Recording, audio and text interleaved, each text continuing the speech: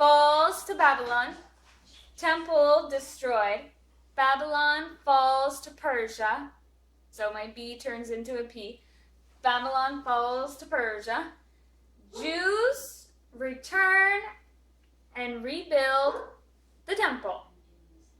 Roman Republic, Golden Age of Greece. This is a sign language G, so we just do this like the helmet. Golden Age of Greece.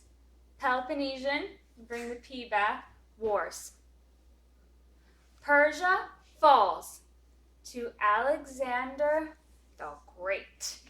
So, Judah falls to Babylon, temple destroyed.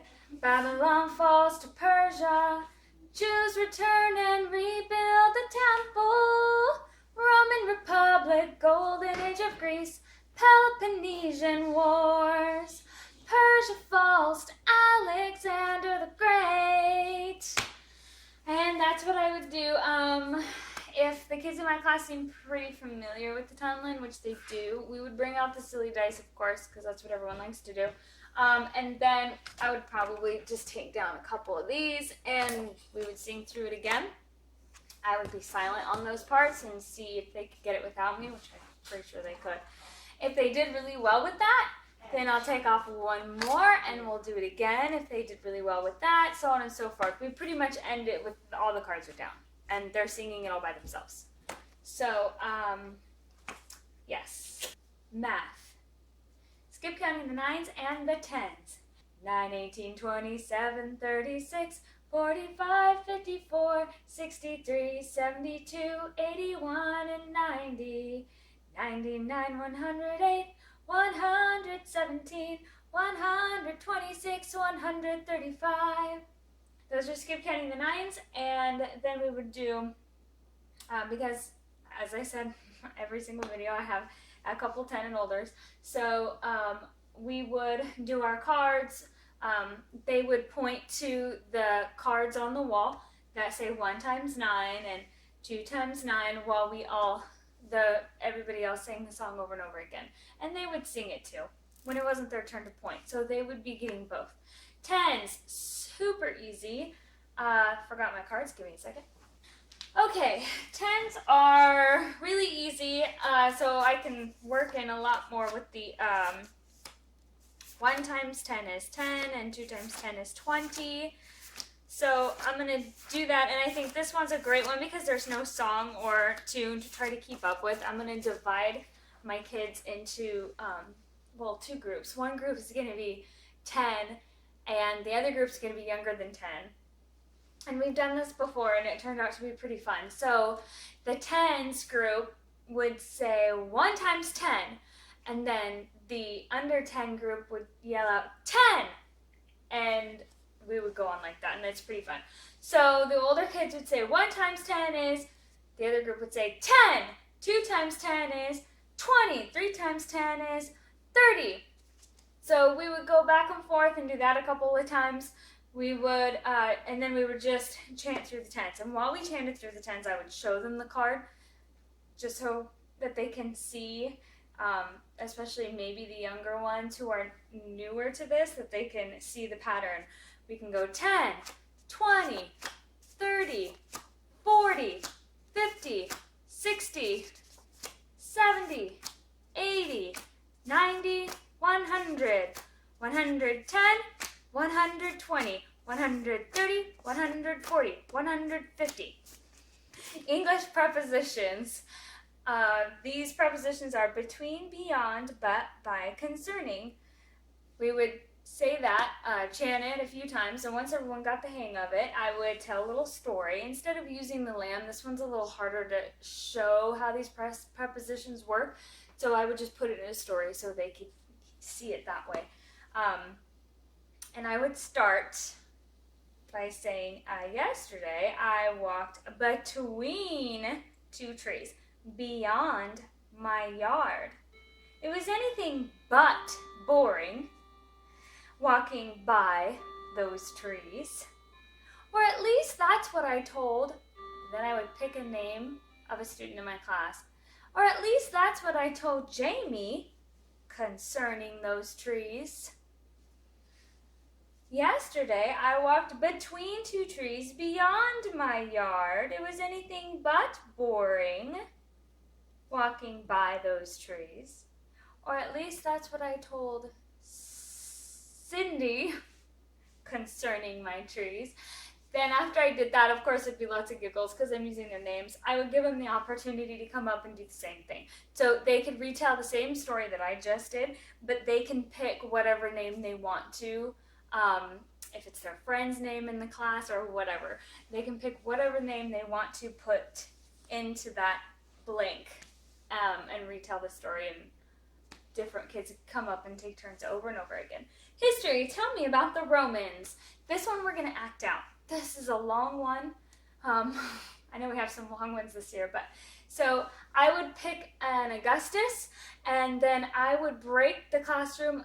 I would divide it in half, and one side would be Western and the other side would be Eastern, and then I would pick out a couple of Germanic barbarians to go after the Western side. First, I would say it. Tell me about the Romans. The Roman Republic became the Roman Empire when Augustus was crowned emperor in 27 BC. This was followed by the Pax Romana in AD 286, blah, blah, blah. Okay. Everyone knows what this is. Let's get to singing it. History. Tell me about the Romans.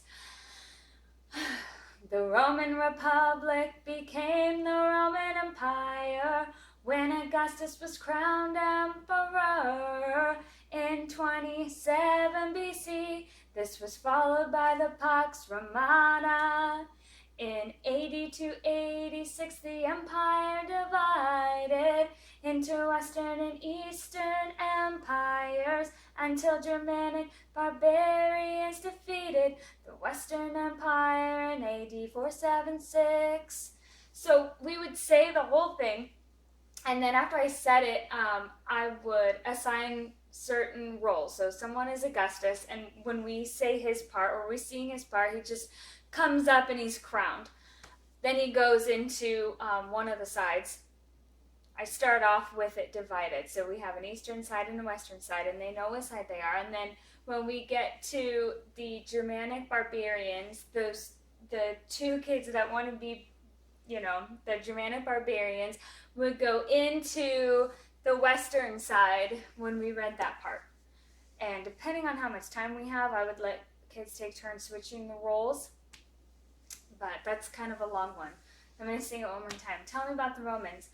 The Roman Republic became the Roman Empire when Augustus was crowned emperor in 27 BC. This was followed by the Pax Romana. Then he would sit down.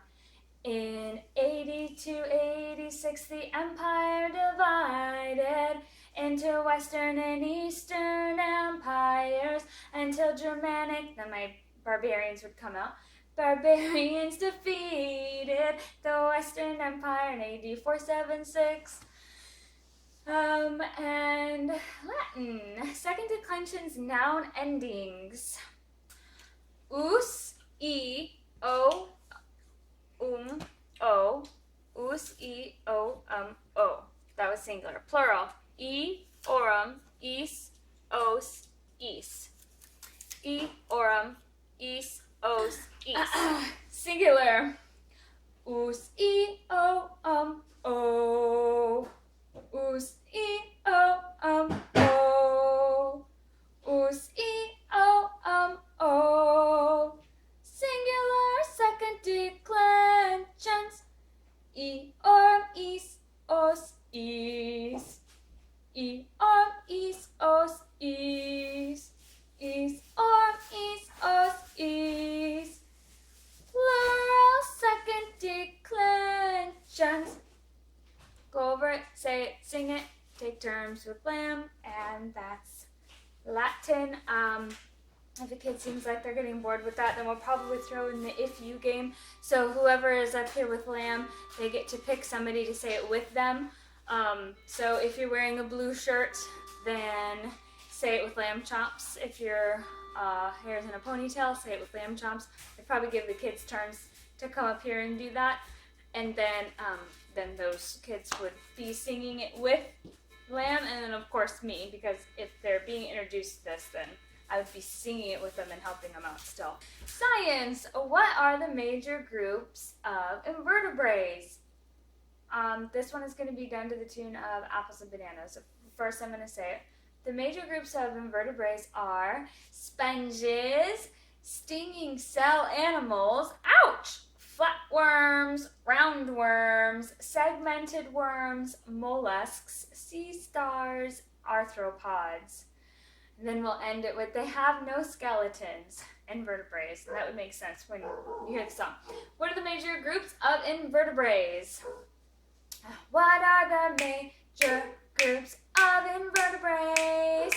The major groups of invertebrates are sponges, stinging cell animals, ouch, flatworms, roundworms, segmented worms, mollusks, sea stars, and arthropods.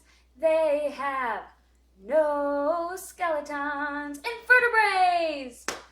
So that's what we would do for science. Of course, we would use Bob. I'll sing it one more time with Bob. We would use Bob and take turns with Bob and singing as many times as we could. What are the major groups of invertebrates? The major groups of invertebrates are sponges, stinging cell animals, ouch, flatworms, roundworms, segmented worms, mollusks, sea stars, and arthropods. They have no skeletons. Invertebrates! And that's science.